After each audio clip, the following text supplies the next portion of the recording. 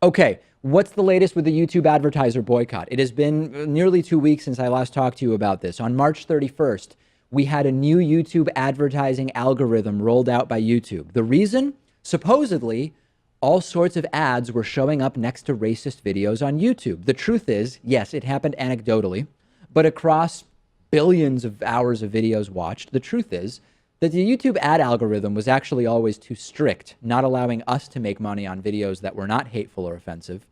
And this completely shut down our YouTube ad revenue by 99.9%. Okay.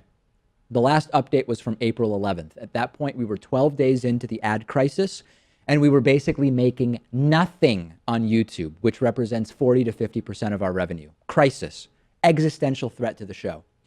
So then what happened during vacation? April 12th and 13th, we saw a slight uptick in YouTube ad revenue. And I started thinking, Pat, we're out of the woods.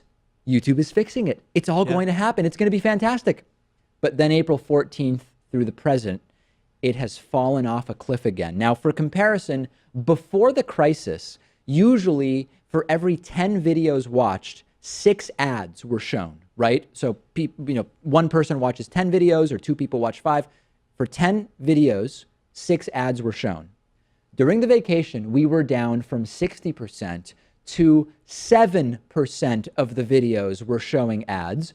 Also, each video play, each ad play was earning way less than it had been previously. Before I told you that we earned about a fifth of a penny for each ad that played, that was down to about a tenth of a penny. So if you do the math, 7% monetization rate, paying half of what it was, means we're at about 3.5% revenue on So YouTube. it looked as if there was an uptick, but if you delve into the numbers, it's just kind of a facade. It lasted 2 days and then things crashed again. Now, one thing that did happen during the break, which was a positive development, is that the New York Times published an article about how the David Pakman Show was being hit by the YouTube ad boycott. The article is by Amanda Hess. It's called How YouTube's Shifting Algorithms Hurt Independent Media. Has anything come of that? Well, YouTube is telling us they might have some good news for us soon. But they also said that the week that we had 2 days of a slight recovery and then a total crash. So honestly, I don't know at this point. I genuinely don't know if we're ever going to get the revenue back. It was a great article, too, and I think really will grab a lot of attention to this issue. And even though the New York Times is considered one of the corporate media outlets, it was actually critical of the corporate setup that we have going on in the mainstream media. No, it was well done. Yeah, very well done. Amanda Hess did a great job. And so in the wake of this, we're still trying to replace that revenue.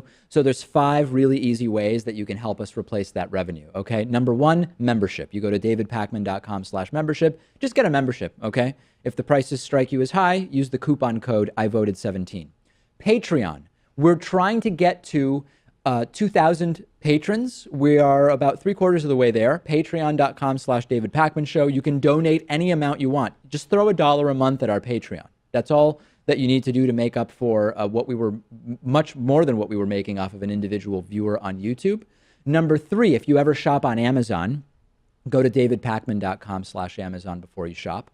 4, if you have YouTube Red, just watch our videos. We get a cut of your YouTube Red subscription fee. And number 5, get gear at davidpakman.com/gear. So the good news is the Patreon donors are accumulating. This is a cumulative process. I do want your help keeping it going.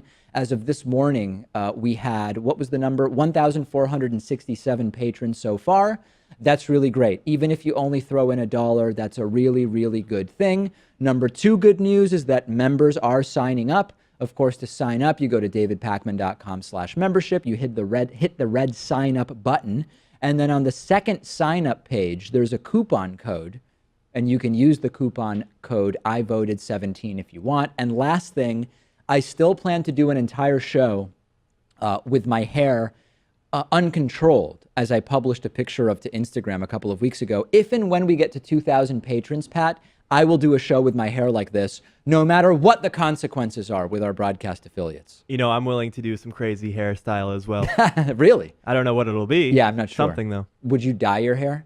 I think I would just spike it all up into one Cindy Lou Who type thing. Into a what? You know, like the Dr. Seuss character. Oh, okay. I was never a Dr. Seuss guy growing up. Okay. I'm sure that will resonate with many in our audience. Of course. I'm foreign, so I didn't really have Dr. Seuss Understood. in Argentina.